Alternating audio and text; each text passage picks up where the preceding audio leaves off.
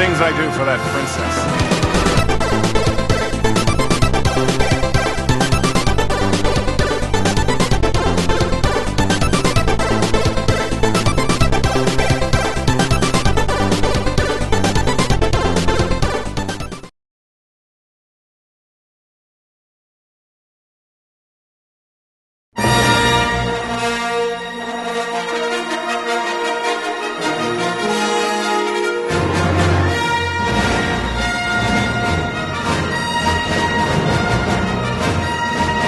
After multiple reboots of Transformers, Ninja Turtles, RoboCop, 80s music and movies, and 8-bit video games, it's now come full circle when it comes to shoveling our childhood deep into our kids' throats.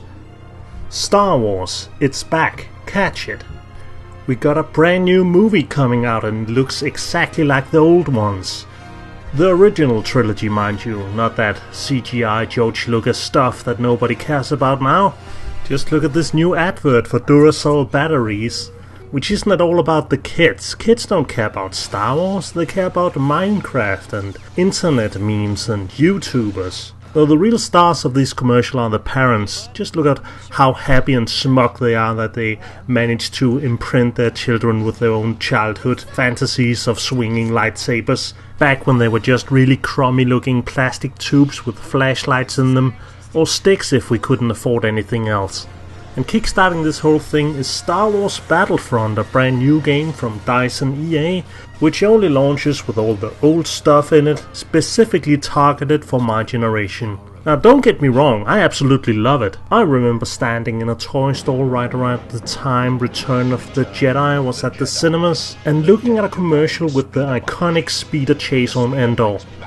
The only problem was I had a Commodore 64 back then and not a PlayStation 4, so Return of the Jedi looked like this. But now it's 30 years later and technology has finally catched up, and now video games look like this. This is amazing! Video games are fantastic! Rebel speeder bike destroyed.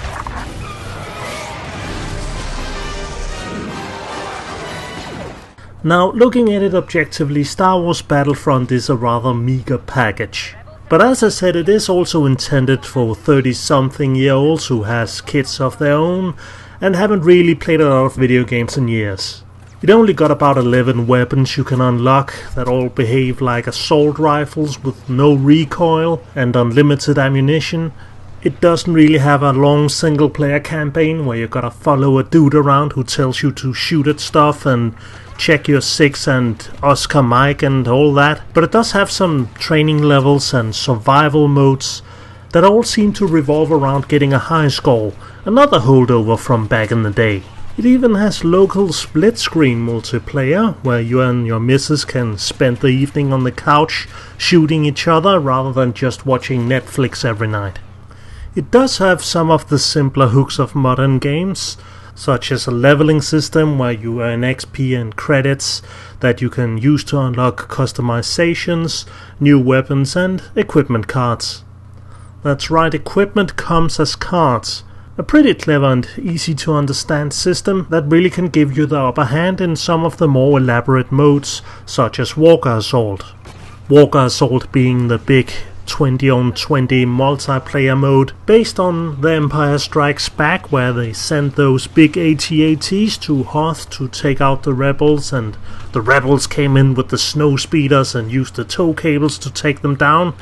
Except now you can do it on 3 other planets as well. Some of the smaller multiplayer modes include Blast, which is just Team Deathmatch without any hero characters, Cargo, which is simply just capture the flag, and Drop Zone, which is essentially just King of the Hill. Some of the more unique multiplayer modes are things such as Hero Hunt, where one character plays as a hero and everyone else has to try and take him down, and whoever gets the kill gets to be the next hero and so on. And also Hero vs Villains mode, which is a round based thing where you have to try and take down the other team's hero characters first.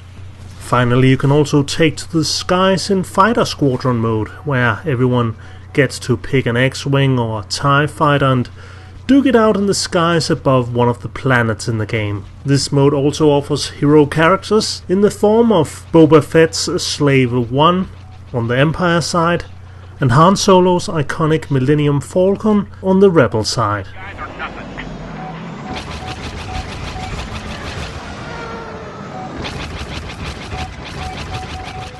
Even if Star Wars Battlefront isn't a very complex game, it is, as I said earlier, a very sleek and stylish game. Everything is put together incredibly well, and it is a lot of fun to play and experience. But I also think that maybe 70% of the reason why I want to play it and why I want to keep playing it right now is because it is Star Wars.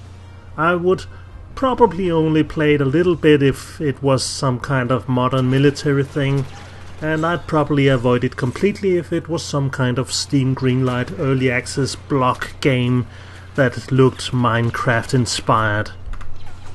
As of this recording, EA has no forms of microtransactions in the game, but they do have a season pass and some DLC planned for it, even though that season pass currently is $50, which caught a lot of flack on the internet as that's almost as much as the game itself. Now personally for me, I don't know if it will have enough longevity to have me stick with it, but if they release some new maps or some new gameplay modes which are absolutely fantastic, and especially if they put Lando Calrissian in the game, then I'll probably end up buying the season pass for it as well. Because it's Star Wars.